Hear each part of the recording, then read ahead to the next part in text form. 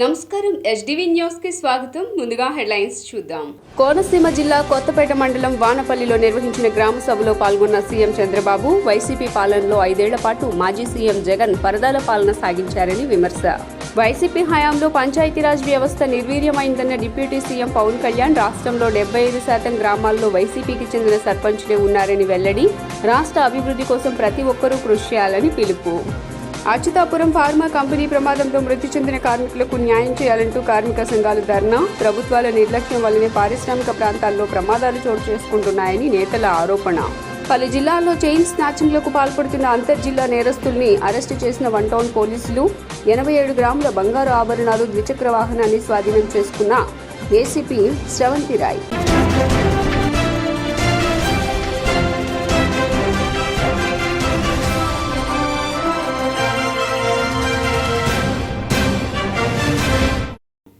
ఇక డీటెయిల్స్ చూస్తే వైసీపీ హయాంలో 5 ఏళ్ల పాటు మాజీ సీఎం వైఎస్ జగన్మోహన్ రెడ్డి పరదాల పాలన చేశారంటూ ఏపీ ముఖ్యమంత్రి చంద్రబాబు అన్నారు.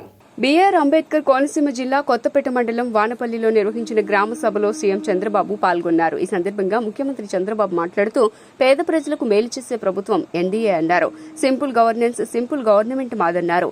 గ్రామ అవసరాల కోసమే పనులు చేయాల్సి తప్ప కాంట్రాక్టర్ల అవసరాల కోసం కాదన్నారు. ఉపాధి హామీ పథకం ద్వారా 100 పని దినాలు కల్పించేందుకు 4,500 కోట్లు మంజూరు చేశామన్నారు. 87 పనుల ద్వారా 54 లక్షల కుటుంబాలకు మేలు జరుగుతుందన్నారు. గత స్థానిక సంస్థల ఎన్నికల్లో రౌడీయుజం చేశారన్నారు. 57% ఓట్లు వేసి 93% గెలిపించారన్నారు. జగన్ లాంటి భూతాన్ని భూస్థాపితం చేయాలన్నారు. జగన్ కు రంగుల పిచ్చి ఉందని, గత టీడీపీ ప్రభుత్వం వేసిన దీపాల్లో 43% వెలగకుండా చేశారని మండిపడ్డారు. ఉప ముఖ్యమంత్రి మిత్రుడు పవన్ కళ్యాణ్ గారు రాష్ట్రం మొత్తం గ్రామ సభలు పెట్టాలి, గ్రామ సభల్లో గ్రామ అభివృద్ధి గురించి చర్చించాలని నిర్ణయం చేయడం, నేను దానిపైన ఇది మంచి కార్యక్రమం, దీన్ని అందరం కలిసి చేయాలి, రాష్ట్రం అంతా కూడా ఒక పండుగ వాతావరణంలో ఈ కార్యక్రమం చేయాలని దీనికి శ్రీకారం చుట్టడం, అక్కడి నుంచి నేను కూడా భాగస్వామి కావాలని వానపల్లికి రావడం నా అదృష్టంగా భావిస్తున్నాను. ఇప్పుడే పళ్ళాలమ్మ వారి దర్శనం చేసుకొని ఆశీస్సులు తీసుకొని మీ ఆశీస్సులతో ముందుకు పోదామనే ఉద్దేశంతో ఇక్కడికి వచ్చాను. ఈరోజు మనందరం కూడా ఈ గ్రామ సభలో గుర్తుపెట్టుకోవాల్సింది, రాబోయే రోజుల్లో ఏం చేస్తామో మనం చర్చించుకోవాల్సిన అవసరం ఉంది. ఒక్క విషయం మీరందరూ గుర్తుపెట్టుకోవాలి, ఇక్కడికి వచ్చినప్పుడు ఈరోజు ఈ రాష్ట్రంలో ఒక్కసారి చూస్తే గడిచిన 5 సంవత్సరాలు ఎప్పుడైనా ఒక గ్రామ సభలో కూర్చొని మాట్లాడుకున్న దాఖలాలు ఉన్నాయా అని మిమ్మల్ని అడుగుతున్నా. ఎప్పుడైనా ఒక ముఖ్యమంత్రి, ఒక ఉప ముఖ్యమంత్రి మీ దగ్గరికి వచ్చి సాదా సీదాగా వచ్చి కూర్చున్న సందర్భాలు ఉన్నాయా అని అడుగుతున్నా.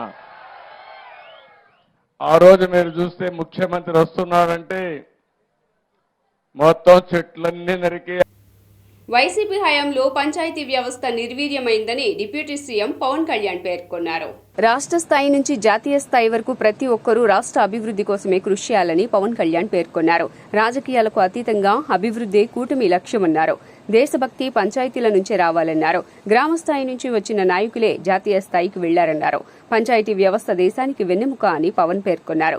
గ్రామాలు బాగుంటేనే దేశం బాగుంటుందని తెలిపారు. పదవులు తనకు అలంకరణ కాదని బాధ్యత అని డిప్యూటీ సీఎం స్పష్టం చేశారు.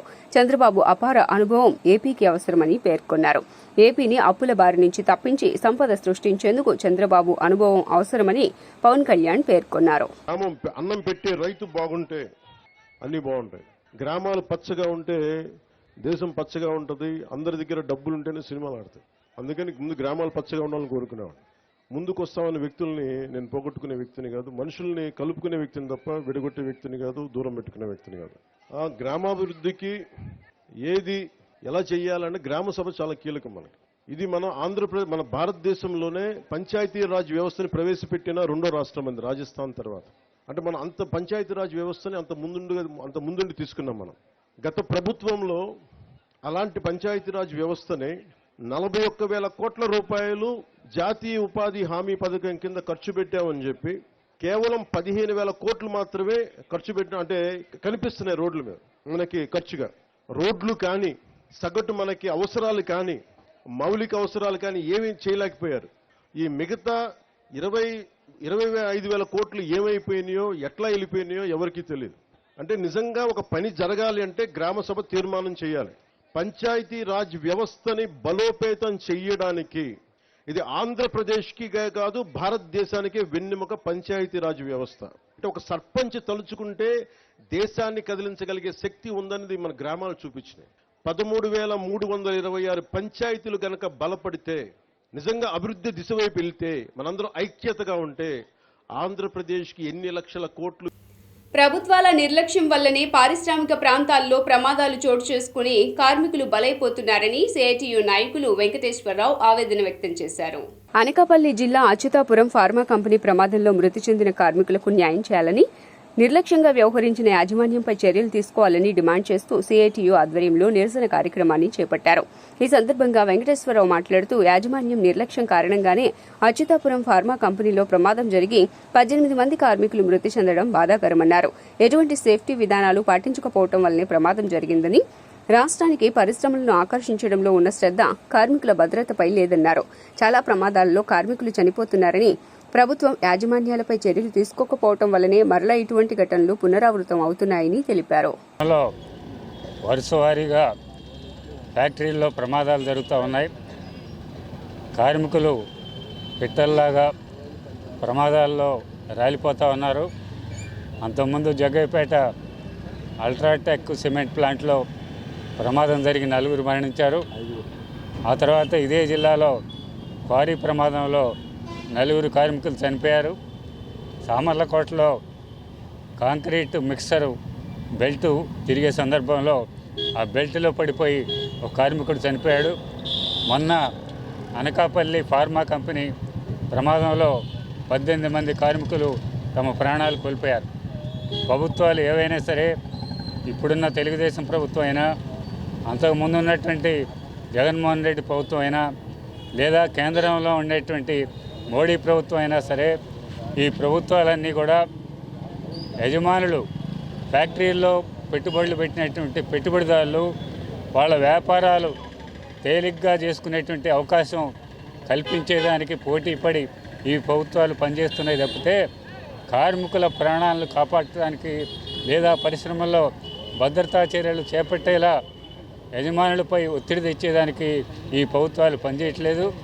వ్యాపారం తేలిగ్గా చేసుకునే దాంట్లో వాళ్ళని అనుమతి ఇచ్చాం కాబట్టి అని చెప్పి ర్యాంకులు కొట్టేసేదానికి ఫస్ట్ ర్యాంక్ కావాలి, సెకండ్ ర్యాంక్ కావాలని చెప్పి ప్రయత్నం చేస్తున్నారు తప్పితే కార్మికుల ప్రాణాలను మాత్రం గాలిలో వదిలేశారని చెప్పి తేలుతా ఉంది. కార్మిక సంఘాలుగా మేము ఈ విధానాలని పూర్తిగా వ్యతిరేకిస్తాం. 21వ తేదీ అచ్యుతాపురం సెజ్లో ఉన్నటువంటి ఎసెన్షియా ఫార్మా కంపెనీలో రియాక్టర్ పేలి 17 మంది చనిపోయారు. 34 మంది గాయపడి తీవ్ర గాయాలతో హాస్పిటలైజ్ అయిన పరిస్థితి వచ్చింది. మొత్తం రాష్ట్రం అంతా దిగ్భ్రాంతికి గురైనటువంటి పరిస్థితి ఉంది. వరుస ప్రమాదాలు కంపెనీలో జరుగుతున్నాయి. మన విజయవాడకు సమీపంలో ఉన్నటువంటి జగ్గయ్యపేట అల్ట్రాటెక్లో జూన్ 7వ తేదీన ప్రమాదం జరిగి 16 మంది తీవ్ర గాయాలై 5 చనిపోయినటువంటి పరిస్థితి ఉంది. కంపెనీల యాజమాన్యాలకేమో లాభాలు, కార్మికుల ప్రాణాలు మాత్రం గాల్లో తేలుతున్నటువంటి పరిస్థితి ఉంది. యాజమాన్యాలు తీవ్ర నిర్లక్ష్య ఫలితంగానే ఈ ప్రమాదాలు జరుగుతామని, అందుకనే అల్ట్రాటెక్ యాజమాన్యం మీద, అలాగే ఎసెన్షియా ఫార్మా యాజమాన్యం మీద వెంటనే హత్యా కేసు నమోదు చేసి వాళ్ళందరినీ అరెస్ట్ చేసి కఠినంగా శిక్షించాలని సిఐటియు డిమాండ్ చేస్తా ఉంది. నిన్న రాత్రి ఎనర్జీస్ అనేటువంటి అచ్యుతాపురం సెజ్లో ఉన్నటువంటి మరో కంపెనీలో యాక్సిడెంట్ జరిగింది. 4 చావు బతుకుల మధ్య ఈరోజు హాస్పిటల్లో ఉన్న పరిస్థితి ఉంది. వరుస ప్రమాదాలు జరుగుతూ ఉంటే ప్రభుత్వం దున్నపోతు మీద వర్షం కురిసిన పద్ధతిలో వ్యవహరిస్తూ ఉంది. ప్రభుత్వం నిన్న ముఖ్యమంత్రి గారు అక్కడికి వెళ్ళారు. పెట్టుబడులు రావాలి, పరిశ్రమలు రావాలి, కార్మికుల భద్రత కూడా ఉండాలని చెప్పేసి చెప్తా ఉన్న పరిస్థితి ఉంది. తనిఖీల వ్యవస్థకి ఈరోజు కేంద్రంలో ఉన్న మోడీ, రాష్ట్రంలో ఉన్నటువంటి గతంలో ఉన్న జగన్ ఈరోజు బాబు తిలోదకాలు ఇచ్చారు. సెల్ఫ్ సర్టిఫికేషన్ పేరుతో పరిశ్రమల యాజమాన్యాలకు అవకాశాలు ఇచ్చారు. థర్డ్ పార్టీ పేరుతో తనిఖీల వ్యవస్థ అంట. ఇట్లాంటి హజార్డస్, అత్యంత ప్రమాదకరమైనటువంటి భారీ పరిశ్రమల్లో ప్రభుత్వం తరచుగా తనిఖీలు చేయాల్సిన బాధ్యత ఉంది. చైన్ స్నాచింగ్లకు పాల్పడుతున్న అంతర్జిల్లా నేరస్తుడిని అరెస్ట్ చేసినట్లు క్రైమ్ ఏసీపీ కె శ్రవంతిరాయ్ తెలిపారు.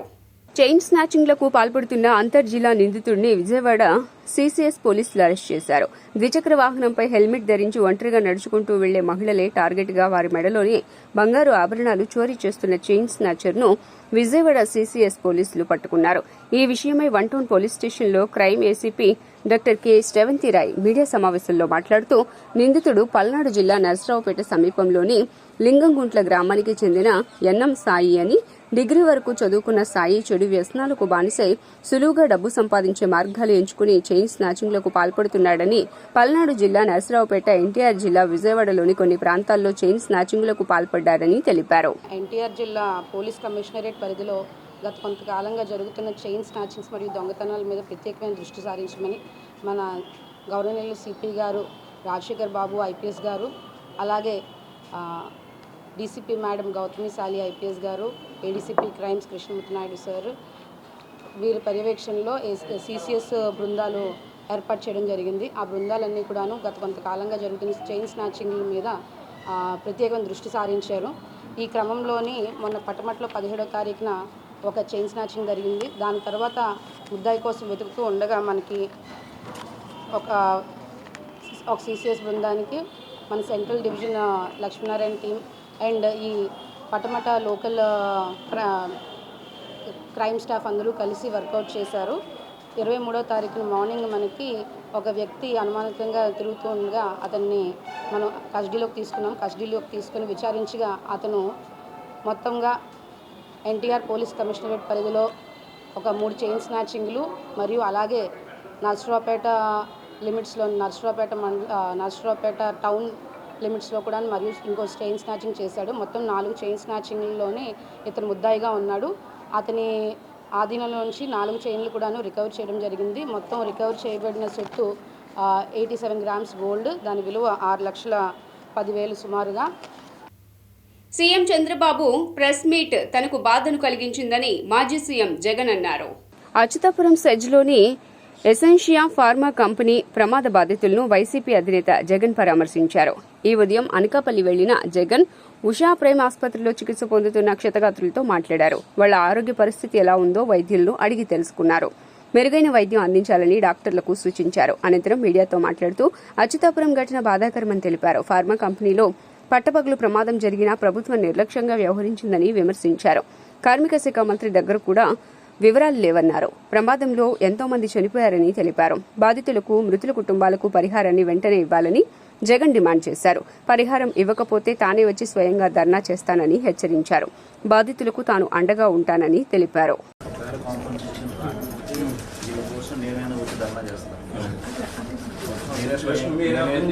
ఎందుకంటే తండ్రి గారు వికలాంగండి, ఏదో అబాబే తీసుకొస్తున్నాడు అనుకునేటప్పటికి సిచ్యువేషన్ జరిగింది. కంపన్సేషన్ వచ్చేటి పూర్తి తీసుకొస్తాను, ఏ లెవెల్లో పూర్తి తీసుకొస్తామని అవసరం అయితే నేనే వచ్చిన ధర్నా కూర్చున్నాను చేస్తాను. కాబట్టి డెఫినెట్లీ ఇస్తాను.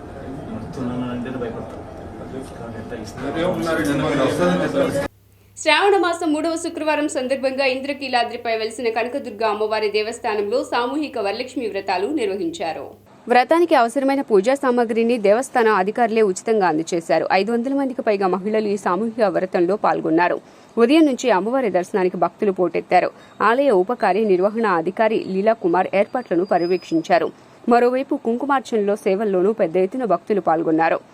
నిత్య ఆర్జిత సేవలైన ఖడ్గమాలార్చన, కుంకుమార్చన, చండీ హోమం, శాంతి కళ్యాణంలో భక్తులు అధిక సంఖ్యలో పాల్గొన్నారు.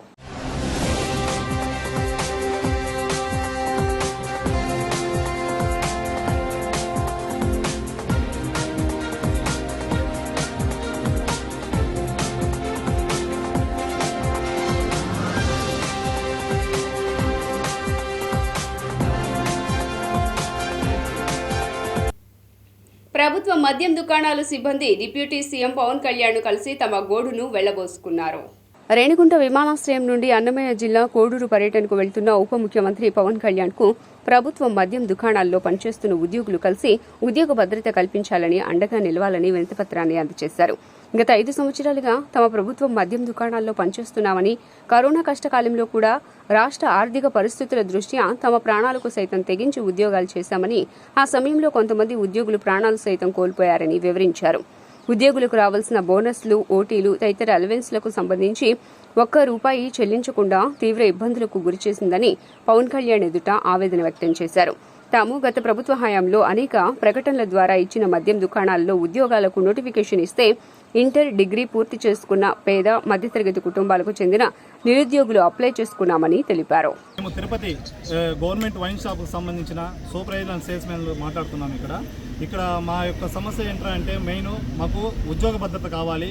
మా కుటుంబాలు 15,000 మంది ఉన్నారండి ఇందులో స్టాఫ్. ఇప్పుడు గవర్నమెంట్ కొత్త పాలసీ అంటున్నారు, అది ప్రైవేటా గవర్నమెంట్ అనేది మాకు తెలియడం లేదు. కాబట్టి ఈ 15,000 మంది కుటుంబాలు ఎక్కడ రోడ్డును పడతాయనేసి మేము డిప్యూటీ సార్ని కలవడానికి వచ్చాము. సార్కి మా యొక్క రిప్రజెంటేటివ్ లెటర్ ఇవ్వడం జరిగింది. మా సమస్య మీద సారు సానుకూలంగా స్పందించి మీకు న్యాయం చేస్తామని చెప్పారు.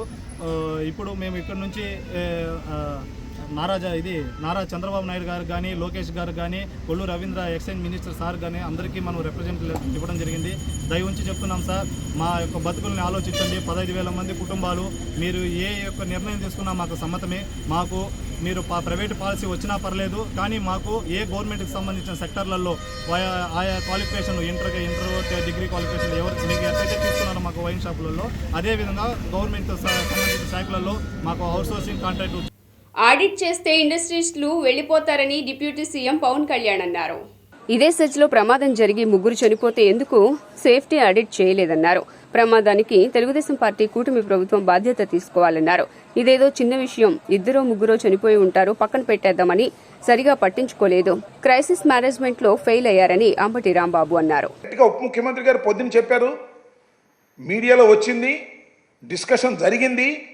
కానీ సేఫ్టీ ఆడిట్ చేస్తే ఇండస్ట్రియలిస్టులు వెళ్ళిపోతారు వెనక్కి అనేటువంటి భావన మీ ప్రభుత్వంలోనే చర్చ జరిగినట్టుగా చాలా స్పష్టంగా మేము చెబుతున్నటువంటి అంశం కాదు, ఎవరో చెబుతున్నటువంటి అంశం కాదు.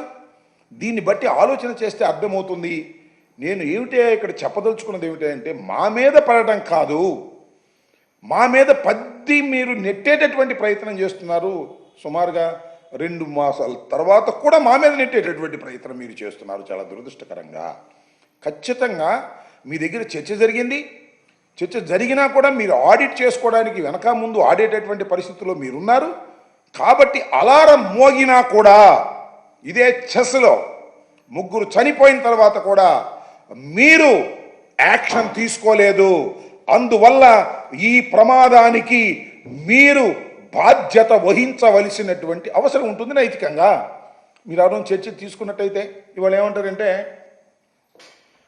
వాళ్ళకి విభేదాలు ఉన్నాయంట. యాజమాన్యానికి విభేదాలు ఉన్నాయి, పార్ట్నర్స్లో విభేదాలు ఉన్నాయి. ఉండొచ్చు, ఉంటాయి. దీనికి సంబంధం ఏమిటి?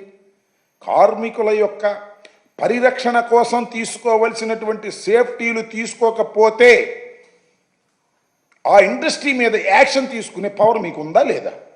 ఉన్నప్పుడు ఎందుకు తీసుకోలేదు? ఇంతవరకు అంటాడు చంద్రబాబు నాయుడు గారు. ఇవాళ వైసీపీ ప్రభుత్వం 5 సంవత్సరాల్లో ఎస్సీ, ఎస్టీ నిధులను దారి మళ్లించిందని సోషల్ డెమోక్రటిక్ ఫ్రంట్ రాష్ట్ర అధ్యక్షుడు మాదిగాని గురునాథం అన్నారు. రాష్ట్రంలో త్వరలో ప్రవేశపెట్టబోతున్న వార్షిక బడ్జెట్లో ఎస్సీ, ఎస్టీ కాంపోనెంట్ కింద వివిధ పథకాల కోసం నిధులు కేటాయింపుపై ప్రతిపాదనల విషయమై సోషల్ డెమోక్రటిక్ ఫ్రంట్ ఆధ్వర్యంలో శుక్రవారం దళిత గిరిజన బడ్జెట్ వాచ్ రౌండ్ టేబుల్ సమావేశం జరిగింది. గాంధీనగర్ ప్రెస్ క్లబ్లో జరిగిన ఈ రౌండ్ టేబుల్ సమావేశంలో దళిత గిరిజనుల అభివృద్ధి కోసం నిధులను ఎలా కేటాయించాలి అనే అంశంపై రౌండ్ టేబుల్ సమావేశంలో వక్తలు మాట్లాడారు. ఈ కార్యక్రమానికి అధ్యక్షత వహించిన సోషల్ డెమోక్రటిక్ ఫ్రంట్ రాష్ట్ర అధ్యక్షుడు మాదిగాని గురునాథం మాట్లాడుతూ, గత ప్రభుత్వం 5 సంవత్సరాల్లో ఎస్సీ, ఎస్టీ నిధులను దారి మళ్లించి వారి అభివృద్ధికి విఘాతం కలిగించిందని ఆరోపించారు. ఎస్సీ, ఎస్టీలకు సంబంధించిన అనేక పథకాలను ఇంప్లిమెంట్ చేయకుండా నిధులను దారి మళ్లించారని ఆయన స్పష్టం చేశారు. నిధులు మాకు ప్రత్యేకంగా మౌలిక సదుపాయాల కోసం ఏర్పాటు చేయాలా, అవి చేయకుండా డీబీటీ కింద, నాన్ డీబీటీ కింద మా నిధులన్నీ కూడా జనరలైజ్ చేసి అందరికీ పలహారం పంచడం వల్ల మేము చాలా ఇబ్బంది పడ్డాము. అదేవిధంగా ఓవర్సీస్, అంబేద్కర్ గారి ఓవర్సీస్ పేరు మార్చి ఆత్మగౌరవాన్ని దెబ్బతీసి గత ప్రభుత్వంలో కేవలం ఒక ఎస్టీ, ఒక 30 మంది ఎస్సీలే విదేశాలకు వెళ్ళటం జరిగింది. దానివల్ల మాకు 5 సంవత్సరాల్లో ఆర్థిక పురోభివృద్ధి, విద్య అన్నీ కూడా ఇబ్బంది కలిగినాయి. తర్వాత ఇప్పుడు చంద్రబాబు నాయుడు గారు అంబేద్కర్ గారి యొక్క విదేశ విద్యా సహాయం కింద స్కీముని పునరుద్ధరించాడు. 500 మందిని పంపించడానికి శాంక్షన్ చేశాడు. అదేవిధంగా మాకు గృహాలు కావాలా. గృహాలకి చంద్రబాబు నాయుడు గారు ఇప్పుడు అర్బన్లో అయితే 2 సెంట్లు, రూరల్ అయితే 3 సెంట్లు ఇస్తానన్నాడు. గతంలో ప్రభుత్వం 1,80,000 ఇళ్ల గృహ నిర్మాణానికి ఇచ్చేది, దానికి ఒక తాటాకిళ్ళు కూడా రాదు. ఇప్పుడు 4 లక్షలు ఇస్తానంటున్నాడు. చాలా సంతోషం. ఇప్పుడు పేదవాళ్ళకి ల్యాండ్లెస్ పూర్కి ల్యాండ్ కట్టిస్తానంటున్నాడు. ఎస్సీ ఎస్టీ సప్లాన్ నిధులు ఏదైతే మాకు 25% వస్తాయో తూచా తప్పకుండా ఈ యొక్క సెంట్రల్ ప్రయోజిత కార్యక్రమాలు, సెంట్రల్ స్కీమ్స్ ఎస్సీ ఎస్టీకి సంబంధించినటువంటి ఎస్సీలకి 27 స్కీమ్స్, ఎస్టీలకి 17 స్కీమ్స్ ఇవ్వాలి. 30వ రోజు మంత్రి నారా లోకేష్ ప్రజా దర్బార్కు ప్రజల వినతులు వెల్లువెత్తాయి. ఆపదలో ఉన్న వారికి విద్య, ఐటీ, ఎలక్ట్రానిక్స్ శాఖల మంత్రి నారా లోకేష్ నిర్వహిస్తున్న ప్రజా దర్బార్ అండగా నిలుస్తోంది. ఉండవల్లి నివాసంలో 30వ రోజు ప్రజా దర్బార్కు మంగళగిరితో పాటు రాష్ట్ర వ్యాప్తంగా ప్రజలు తరలివచ్చారు. మంత్రి నారా లోకేష్ ను నేరుగా కలిసి తమ సమస్యలు విన్నవించారు. ప్రతి ఒక్కరి విజ్ఞప్తిని పరిశీలించిన మంత్రి తాను అండగా ఉంటానని, వీలైనంత త్వరగా సమస్యలు పరిష్కరిస్తామని బాధితులకు భరోసా ఇచ్చారు. అనారోగ్యంతో బాధపడుతున్న తన భర్తకు పెన్షన్ మంజూరు చేయడంతో పాటు కుటుంబ పోషణ కోసం అన్నా క్యాంటీన్లో ఉపాధి కల్పించాలని మంగళగిరి నియోజకవర్గం ఎర్రబాలెనికి చెందిన షేక్ కాసింబి మంత్రి నారా లోకేష్ ను కలిసి విజ్ఞప్తి చేశారు. అద్దె ఇంట్లో జీవనం సాగిస్తున్న తమకు శాశ్వత ఇల్లు మంజూరు చేసి ఆదుకోవాలని చినకాకానికి చెందిన డి అరుణకుమారి కోరారు.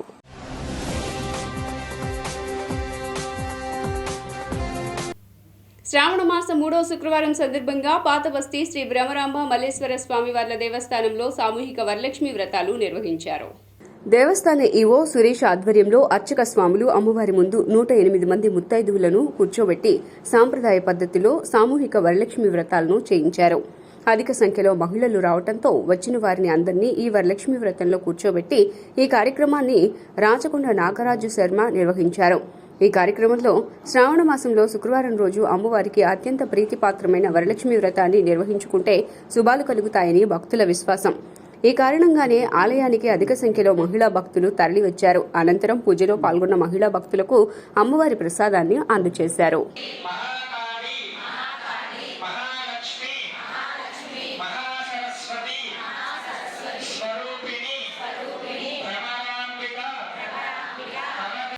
వైఎస్ఆర్సీపీ కేంద్ర కార్యాలయంలో ఘనంగా శ్రీ టంగుటూరి ప్రకాశం పంతులు జయంతి వేడుకలు నిర్వహించారు.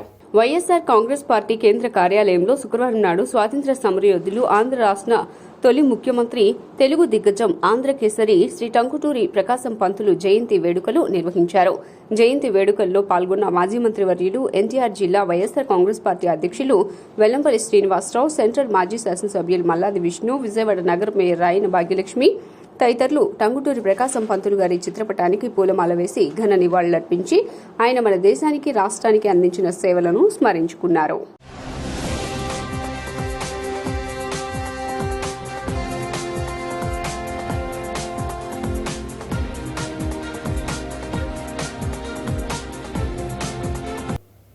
దొంగ నుంచి స్వాధీనం చేసుకున్న సొత్తును పోలీసులే కొట్టేసిన ఘటన ఎన్టీఆర్ జిల్లా నందిగామలో చోటు చేసుకుంది.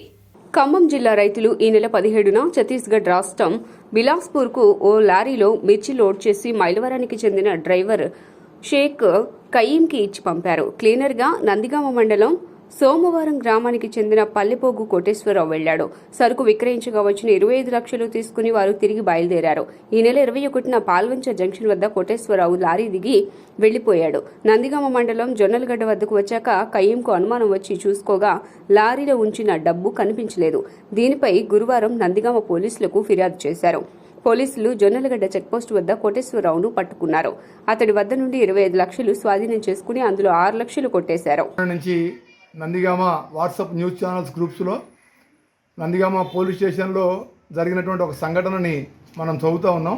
మరి ఇది ఎంతవరకు సమంజసమో అర్థం కానటువంటి పరిస్థితుల్లో సమాజాన్ని రక్షించాల్సినటువంటి పోలీసు శాఖలో అవినీతి పేరుకుపోయిందనేటువంటి వ్యవస్థ తెలుస్తూ ఉంది. మరి దీని మీద పై అధికారులు దృష్టి పెట్టాలి. అంతేకాకుండా సమాజాన్ని మన ప్రాణాలు ఏవైతే ఉన్నాయో వీటన్నిటికీ భరోసా కల్పించాల్సింది పోలీస్ డిపార్ట్మెంటే. ఆ పోలీస్ డిపార్ట్మెంట్లోనే ఇంతలా అవినీతి పేరుకుపోతే పై అధికారులు దీని మీద దృష్టి పెట్టాల్సిన అవసరం ఉందని చెప్పేసి వాళ్ళు మేము డిమాండ్ చేస్తూ ఉన్నాం. ఎందుకనంటే నెలకొకసారో 2 నెలలకు ఒకసారో కనీసము నీతి క్లాసులు నిర్వహించాలా. లేకపోతే కనుక అసలు డబ్బుకి లొంగనటువంటి వాళ్ళు అంటూ లేకుండా లేరు వాళ్ళ సమాజంలో. ఇటువంటి పరిస్థితుల్లో సమాజాన్ని రక్షించాల్సినటువంటి డిపార్ట్మెంటే మెయిన్గా దృష్టి పెట్టాలి. ఎందుకంటే నందిగామ స్టేషన్లో ఇవాళ 5 మీద మరి ఆరోపణలు వచ్చినాయి. ఆ 5 సస్పెండ్ చేసినట్టుగా కూడా ఆర్డర్ వచ్చిందని చెప్పేసి తెలుస్తూ ఉంది. సో ఇటువంటి పరిస్థితుల్లో సమాజాన్ని రక్షించాల్సినటువంటి హోంశాఖ కాస్తంత జాగరూకతో దృష్టి పెట్టాలని చెప్పేసి మేము డిమాండ్ చేస్తున్నాం. దేని నిమిత్తంగా వాళ్ళు సస్పెండ్ అయ్యారండి? ఇవాళ అంటే లారీలో రైతుల డబ్బులు ఏవైతే ఉన్నాయో ఒక 25 లక్షల రూపాయలు, ఆ 25 లక్షల రూపాయల్లో కొంత అపహరణకు గురైందని చెప్పేసి నేను న్యూస్ చదివాను. వార్తలు ముగించే ముందు హెడ్లైన్స్ మరోసారి. కోనసీమ జిల్లా కొత్తపేట మండలం వానపల్లిలో నిర్వహించిన గ్రామ సభలో పాల్గొన్న సీఎం చంద్రబాబు వైసీపీ పాలనలో 5 ఏళ్ల పాటు మాజీ సీఎం జగన్ పరదాల పాలన సాగించారని విమర్శ. వైసీపీ హయాంలో పంచాయతీరాజ్ వ్యవస్థ నిర్వీర్యమైందన్న డిప్యూటీ సీఎం పవన్ కళ్యాణ్ రాష్ట్రంలో 75% గ్రామాల్లో వైసీపీకి చెందిన సర్పంచులే ఉన్నారని వెల్లడి. రాష్ట్ర అభివృద్ధి కోసం ప్రతి ఒక్కరూ కృషి చేయాలని పిలుపు. అచ్యుతాపురం ఫార్మా కంపెనీ ప్రమాదంలో మృతి చెందిన కార్మికులకు న్యాయం చేయాలంటూ కార్మిక సంఘాలు ధర్నా. ప్రభుత్వాల నిర్లక్ష్యం వల్లనే పారిశ్రామిక ప్రాంతాల్లో ప్రమాదాలు చోటు చేసుకుంటున్నాయని నేతల ఆరోపణ. పలు జిల్లాల్లో చైన్ స్నాచింగ్లకు పాల్పడుతున్న అంతర్జిల్లా నేరస్తుల్ని అరెస్టు చేసిన 1 టౌన్ పోలీసులు. 87 గ్రాముల బంగారు ఆభరణాలు, ద్విచక్ర వాహనాన్ని స్వాధీనం చేసుకున్న ఏసీపీ శ్రవంతి రాయ్.